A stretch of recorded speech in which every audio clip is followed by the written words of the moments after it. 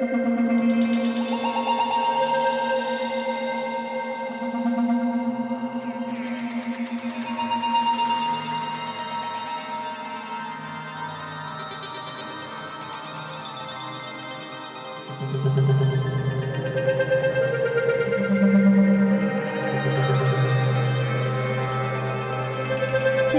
we dive into one of the most serious global flashpoints of 2026, Iran on high alert as the US prepares for serious military pressure with its aircraft carrier forces moving into the Middle East. What's happening right now? What are the real stakes? And why are world powers scrambling to prevent a full-scale confrontation? Stay tuned. In the last few weeks, the United States has been steadily moving powerful naval assets, including the USS Abraham Lincoln aircraft carrier strike group, toward the Persian Gulf and the broader Middle East region. Officials say this is a calculated response to rising tensions with Iran over its nuclear program, ballistic missile development, and support for proxy groups across the region. This buildup is an armada heading toward Iran's coast, a clear signal that the US wants to demonstrate overwhelming force if negotiations fail. These forces aren't just symbolic. An aircraft carrier strike group revolves around a floating city of warfighters, capable of launching up to approximately 90 aircraft, including fighter jets, reconnaissance planes, and electronic warfare aircraft. Those assets can operate for weeks or months without needing local bases, giving Washington enormous reach if it chooses to use military force. The Lincoln Carrier Strike Group is accompanied by destroyers, cruisers, and advanced radar and missile defense systems. U.S. officials emphasize that this deployment gives Washington options, defensive and offensive, in a crisis. But the buildup hasn't been one-sided. Iran's leadership has warned that any attack, whether limited, surgical, or kinetic, would be treated as an all-out war against the Islamic Republic.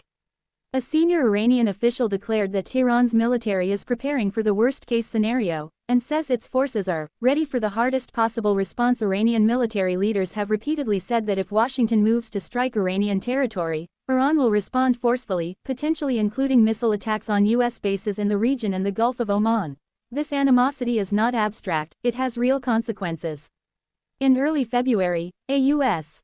F-35 fighter jet shot down an Iranian drone that approached the USS Abraham Lincoln in the Arabian Sea. The Pentagon described the engagement as defensive, aimed at protecting the carrier and personnel aboard. Iranian forces did not confirm the drone's intentions, and tensions spiked as a result. Military analysts say the proximity of advanced systems like destroyers and fighters means miscalculations could escalate fast. A stray missile, an accidental confrontation at sea, or even a misunderstood maneuver by either side could spiral into a broader conflict. Diplomacy is still in play. Last week, indirect nuclear talks between the US and Iran took place in Oman, a long-used diplomatic channel between the rivals, but Tehran continues to insist that any meaningful agreement must focus first on nuclear issues, without concessions on missiles or regional alliances. President Trump has publicly stated that a diplomatic solution is preferred, but he has also warned that time is running out and that the next US attack could be far worse than past actions if Iran doesn't compromise. Iran has also publicly warned countries that might assist the US in a conflict, such as providing airspace or basing rights, that such actions could be considered hostile and have severe consequences. Experts say Iran's strategy has elements of asymmetric warfare, deploying submarines like the Fateh and Ghadar classes into strategic waterways such as the Strait of Hormuz, which is a choke point for global oil shipments. These assets are intended to threaten larger, more expensive surface ships if confrontation turns. Kinetic. Step back and understand why all this matters. The Persian Gulf is one of the world's most economically critical regions, responsible for a large share of global oil exports. The Strait of Hormuz alone is a narrow corridor through which roughly a fifth of global seaborne oil passes every day.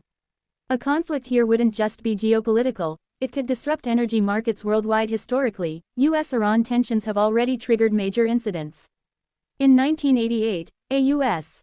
Navy warship mistakenly downed an Iranian civilian airliner, killing 290 people in one of the deadliest aviation disasters in the Gulf, a reminder of how quickly things can go wrong when militaries operate close to each other. There's also the ever-present risk of proxy escalations. Iran supports militias and groups in Iraq, Syria, Lebanon, and Yemen, all of which could be dragged into hostilities if tensions break into open conflict. Likewise, the U.S. coordinates heavily with partners such as Israel, whose leadership has repeatedly advocated for tough action against Iranian influence. Today, world leaders are walking a precarious tightrope. On one hand, the US says it wants to prevent Iran from obtaining a nuclear weapon and to check Iran's influence. On the other hand, both Washington and Tehran say they would prefer to avoid war. But the heavy military deployments, the stern rhetoric, and the close encounters at sea indicate that both sides are preparing for something more serious than mere negotiation. So what could happen next? One scenario is a breakthrough in diplomacy. Indirect negotiations could expand, confidence-building measures could be agreed, and both sides might back away from the brink. But that requires trust, which is in short supply after years of conflict, sanctions, and military strikes. And then there's the unpredictable flashpoint, a confrontation that neither side intended, fueled by high-alert forces, public pressure, and political dynamics that make backing down politically costly. What's not in doubt is that the world is watching one of the most dangerous geopolitical standoffs in recent memory. Iran is on high alert. The United States has sent a powerful naval force into striking distance. Diplomacy continues under pressure, and both sides have made it clear they're ready to defend what they perceive as vital interests. If you found this analysis helpful, be sure to hit like, subscribe, and ring the bell for more updates. Let us know in the comments, do you think this situation will end in war or peace?